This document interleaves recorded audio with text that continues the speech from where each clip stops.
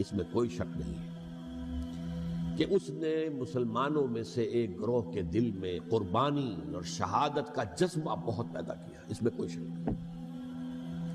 اور جس طریقے سے کہ عاشورہ محرم میں یاد منائی جاتی ہے، جس طریقے سے اس نے اہل تشیع کے اندر قربانی کا جذبہ بے انتہا پیدا کر دیا، اگرچہ وہ جذبہ بروئے کار نہیں آتا، اس لیے کہ ان کے ہاں یہ عقیدہ ہے، یہ طے ہے کہ جب تک حضرت مہدی ظاہر نہیں ہوں گے ہم کسی کے خلاف بغاوت نہیں کریں گے۔ یہ پوری تاریخ میں ان کا معاملہ رہا، تمام جو ہے ائمہ اہل بیت کا معاملہ رہا، جب تک مہدی نہیں آتے keep sitting and keep waiting, wait and see, that's all۔ یہ تو خمینی صاحب نے کیا ہے، آیت اللہ خمینی صاحب نے،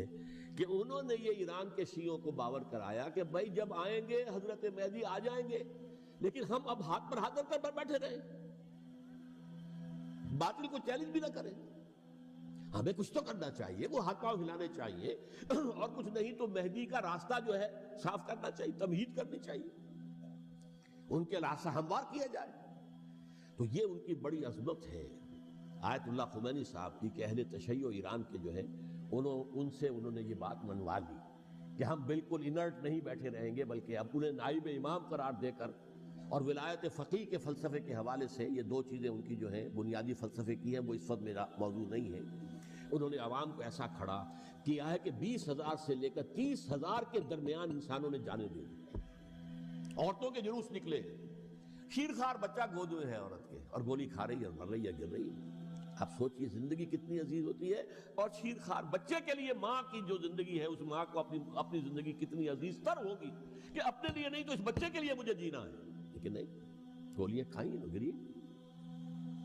یہ جذبہ انہی میں ہے۔ واقعہ یہ ہے کہ اہل سنت کے اندر یہ جذبہ نہ ہونے کے برابر ہے، یہ میں واشگاف الفاظ میں کہہ رہا ہوں۔ پورے عالم اسلام میں صرف شیعہ ایران ایسا نکلا ہے کہ جس نے بادشاہت کا خاتمہ کیا، باقی سعودی عرب میں بادشاہت بیٹھی ہوئی ہے، ڈٹ کر بیٹھی ہوئی، اربوں ڈالر کا ایک ایک محل بنتا ہے ان بادشاہوں کا، اور سنی سن ہے، سن، کوئی حرکت نہیں۔